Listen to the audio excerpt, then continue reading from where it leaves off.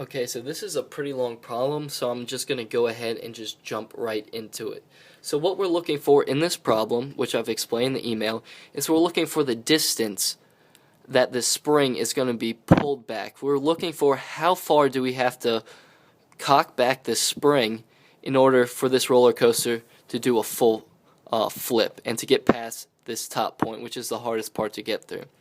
Now, we're given the mass, we're given the spring constant, and we're also given the radius of the loop. Now, let's go ahead and choose our system. We know that system is going to be the car plus the earth plus the spring. These are the things that are involved in the problem. We have this cart, we have the spring, and we have the gravity that's affecting everything. Now, we know that this is going to be equal to the change in kinetic force, or kinetic energy, pardon me, plus the change in the gravity, plus the change in the spring, and we know this is all going to end up equaling 0. So let's go ahead and just break this into components, and we know that K2 minus K1 plus UG2, or mu G2, minus mu G1, plus mu S2 minus mu S1 will equal 0. Now let's just go ahead and break these variables down into what each one equals. So we know K equals 1/2 times mv2 squared, pardon me. We also know that UG equals the mass times the gravity times the height.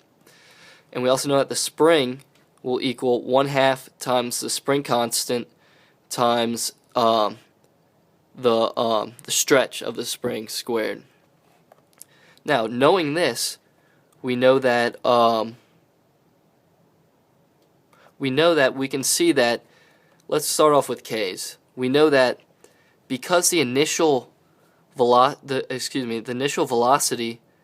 is 0, we can go ahead and just assume that this is out, because velocity is 0, this whole thing's going to be equal to 0, this is not important.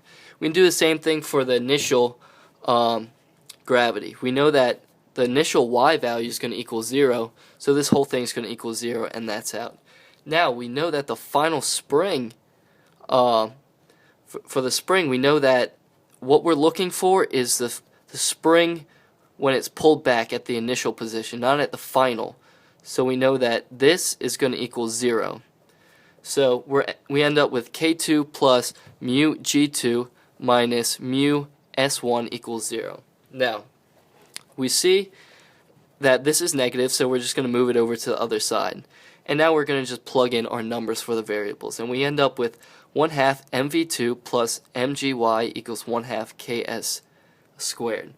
Now, we know what k is, so just to make the problem easier, we're just going to plug in k. And we end up with 5s squared equals 1/2 mass times velocity squared plus the mass times gravity times the height. Now, let's just go ahead and, we know we're looking for s, so let's just go ahead and solve for s. We're just going to divide by 5, then square root this, and we end up with this. This is what s equals. But we know that we don't know the velocity of this final position. But we know that centripetal acceleration equals the velocity squared over the radius. And we know that at this one point, the cart's going to be accelerating straight down with the acceleration of 9.8 meters per second squared, which will equal the velocity over the radius, which is 25. Solving for this, we do the square root of 245. We end up with 16 meters per second. This is our velocity. Now we have one variable with this equation, so we know that we can solve for it. So we go ahead and we plug our numbers in.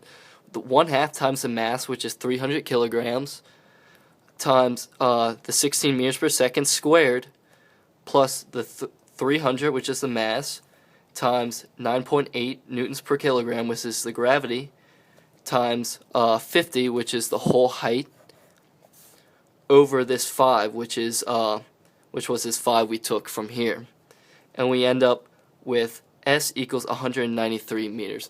Now we know in order to force this cart completely over this ramp, we'd have to pull this string back 193 meters to compress it enough in order to shoot it forward.